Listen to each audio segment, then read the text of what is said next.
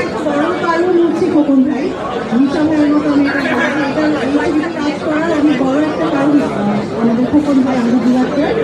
উনি আমার ক্যারিয়ারের প্রথম গীতকার ডিরেক্টর এবং ওনার সঙ্গে গিয়ে দুটো ছবি করেছি। আমার অনেক কিছু শেখার ছিল, অনেক কিছু শিখেছি এবং সুপার ইচ্ছে আর ওনার বিষয়